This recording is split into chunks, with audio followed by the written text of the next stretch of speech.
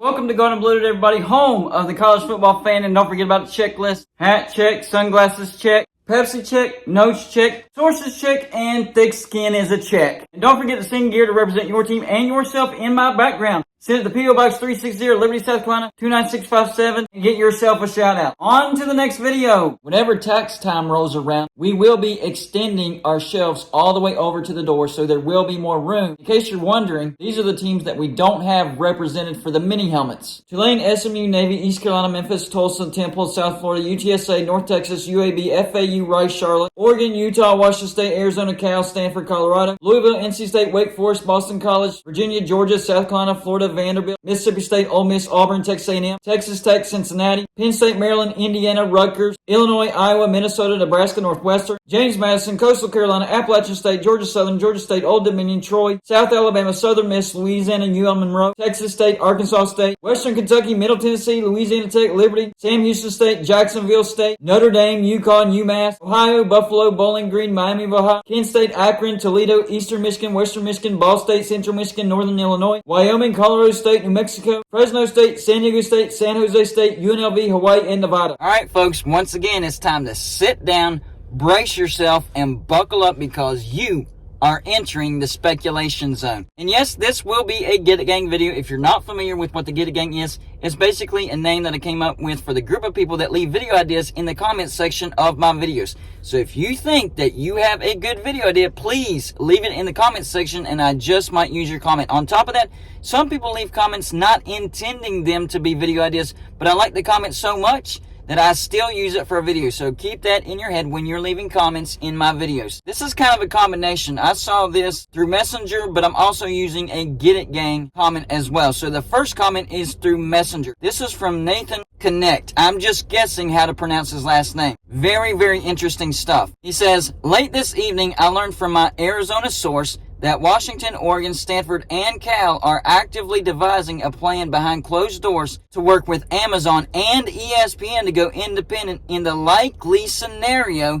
that the four corner schools bolt for the Big 12. So keep that in mind as you're listening to this. This is based on the scenario that Arizona, Arizona State, Utah, and Colorado go to the Big 12. So if that doesn't happen, the rest of this doesn't matter. A key element in this plan is that the Northwest Four, talking about Oregon, Washington, Cal, and Stanford, would form an ESPN/Amazon-backed schedule agreement between each other, renewed biannually in 2-year cycles. So it would be a contract that goes 2 years, and it would be renewed every 2 years, and includes Oregon State and Wazoo to a lesser extent in that agreement, both of whom would likely end up in the Mountain West Conference. This schedule agreement would preserve traditional rivalries between these 6 schools and fill at least 5 games on each of the Northwest Four's annual football schedules, alleviating much of the scheduling nightmare that can accompany independence. Very well put. ESPN would then help the Northwest Four fill the remainder of their schedules with Big 12 and SEC teams, mostly Big 12. This would give ESPN the late night window it desires without overpaying and without a long-term agreement. It gives Amazon an entry point into college football with only a few games, but ones that are likely to draw nationally, thus reducing its risk. Think Oregon, Washington, Oregon, Baylor, Washington, Texas, Stanford, BYU, giving examples. It also gives Brett Yormark, the commissioner of the Big 12, some excellent non-conference Big 12 matchups over the short term without the awkwardness of bringing in the culturally misaligned Northwest Fours only to have them bolt the moment the Big 10 eventually comes calling. This saves face while maximizing revenue for his members. I'll go back through that. But now I want to get to the Get It Gang comment. This is from Mohammed Ahaz. I'm guessing on your last name. If I mispronounced it, please let me know in the comments. He says, it's happening. What's happening? Cal, Stanford go independent until the Big 10 invites. I love the pods in either configuration, and I wouldn't be surprised if the ACC dissolves and we end up with 4 pods of 6 or 6 pods of 4. So this was a comment on the ACC Big 12 merger and the pod scenarios that I gave. Glad you enjoyed that, buddy. But let's get back to the meat of this subject, and that is teams going independent. Specifically mentioned Washington, Oregon, Stanford, and Cal. And even in the Get It Gang video comment idea, he says Stanford and Cal. Whether it's 2 of them, whether it's 4 of them, that's a big deal. And I have heard from Washington fans that Washington wants to go independent. I dismissed that idea, but now that this guy laid it out, it actually does make sense.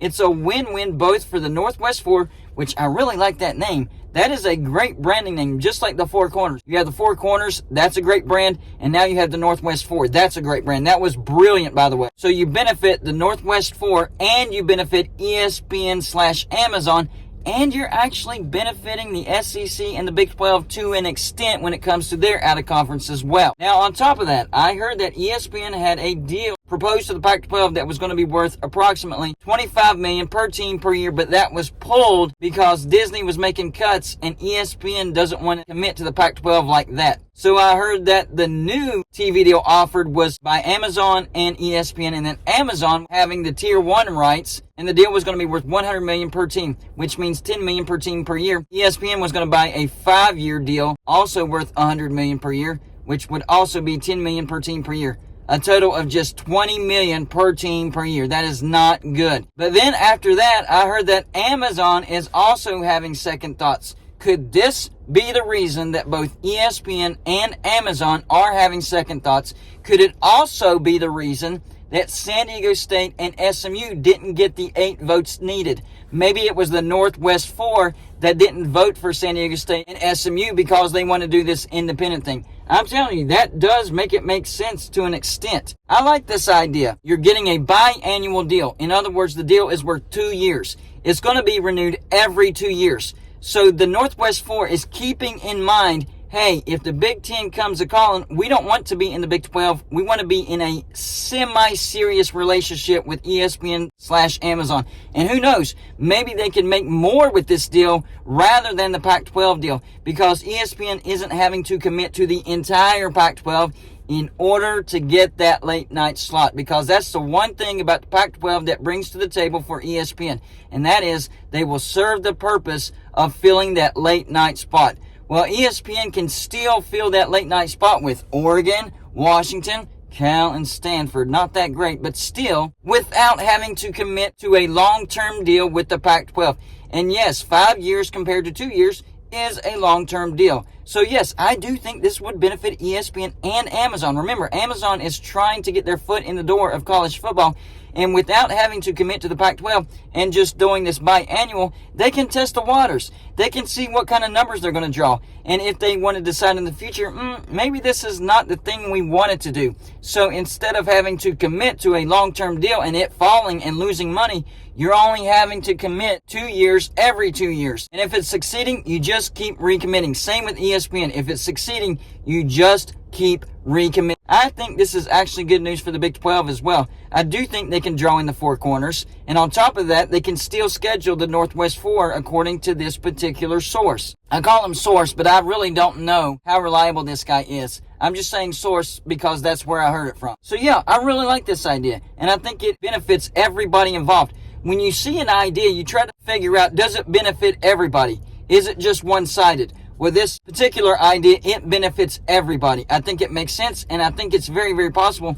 And I think it explains why SMU and San Diego State haven't got the votes. From what I'm hearing, I don't know if that's ironclad a fact, but from what I'm hearing, SMU and San Diego State did not get the 8 votes needed in order to join the Pac-12.